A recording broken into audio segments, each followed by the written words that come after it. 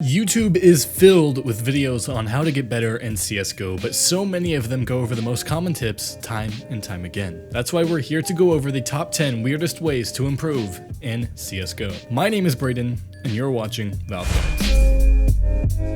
CSGO Empire is the leading site for fun entertainment in the CS community. Deposit some of your skins, place bets on which of these 3 coins you think will win, and withdraw something much better. Go check it out with the link in the description below, and you can use the code GUIDES on CSGO Empire to get 50 cents for free to start playing. There are so many different places to look for CSGO tips, including this channel, but you've probably seen most of those tips already. What you may not know are these 10 weird ways to improve at CSGO. As a matter of fact, there are good ways to improve other than just playing deathmatch and learning smokes. That's why we're going to be going over the top 10 weird ways to improve at CSGO. Without any more time wasted, let's jump right into these in no particular order. At number 10 is not calling cheats. It's easy to get in a match of CSGO and suspect someone of cheating. Oh, you know what?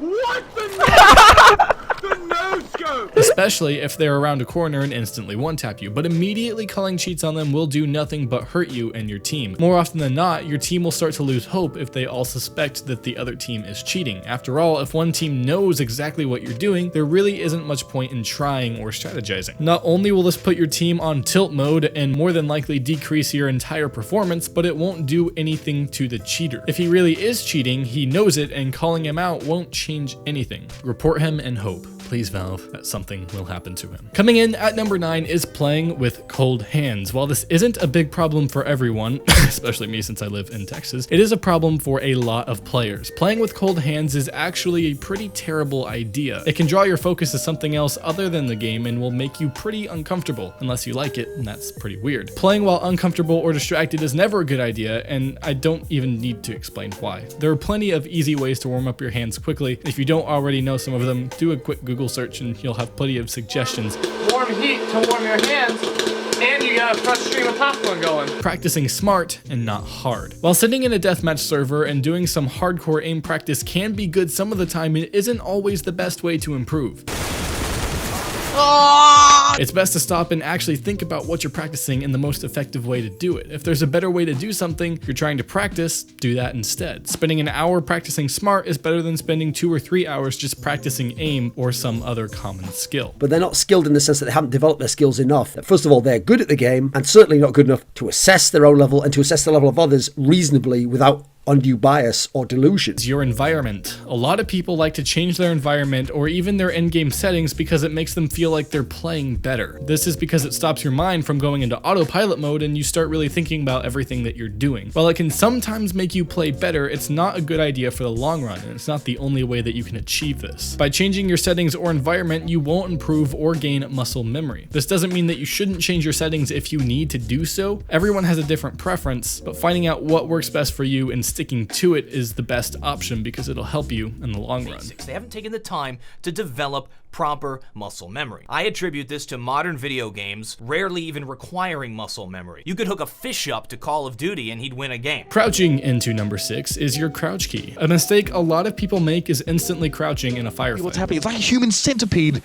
Oh God! Don't Google that one, by the way. Not even People, sure where they're looking. That actually makes you a much easier target. Your chest and head are closer together and you're one big ball. A great way to break the habit of instantly crouching is to unbind your crouch key and play some deathmatch. Do this enough and you'll learn to use your crouch key sparingly and when you actually need to use it. Premature crouching can be a major contributor to an easy death and easy loss. Is unbind crouch from your control key, rebind it to another key where it's convenient to hit. However, the muscle memory won't make you crouch every time you get into an engagement. Halfway in, at number 5, is accepting the fact that it could be your fault. What were you guys doing? I was already out. You guys can't be winning. He was peaked to you guys on ramp, but shooting at me. You guys need to kill that guy. People love to blame their team for losing the match or the round. It's easy to blame somebody else for a mistake that you might have made because nobody wants to take the blame. But sometimes it really is your fault. Granted, there are a decent amount of people that make you question your existence and possibly make you want to uninstall, but accepting that sometimes it's not all of your team's fault can really help you. By blaming yourself instead of your teammates, you'll have more of an incentive to improve your own game rather than pestering the game of other players that you may not even know or have to play with ever again. This applies a lot more heavily in the early ranks such as silver and gold, but sometimes it can be applicable in higher ranks. If you can't make it out of silver, it's more than likely you, not your team. I'm sorry to break that to you. It's not me, it's you.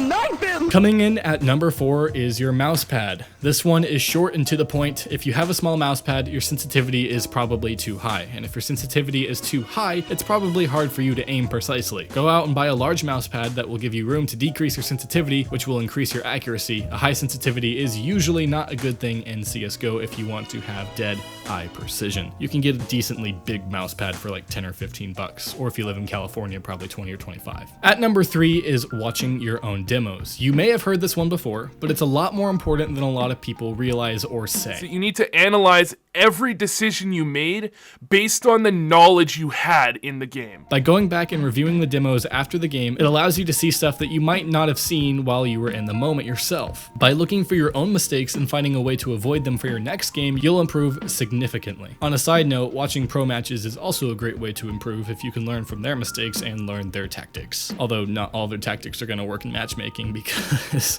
yeah, you're not playing with or against pros. So, Coming in at number 2 is your aspect ratio. If you don't know, playing at 4x3 stretched actually makes everything a little bit bigger. This means that all your enemies are bigger too, and that's a great way to improve a bit. But it's also important to know what it's doing. By playing in 4x3 stretched, you lose some visibility. This has resulted in some hilarious pro plays. I could only speculate that that's 4x3. I'm not sure what Alu's config is, but how do you not see that? If you can get used to the 4x3 aspect ratio and it's something that you like playing with, it can definitely increase your performance pretty drastically. Last one, but certainly not least, is drinking your water.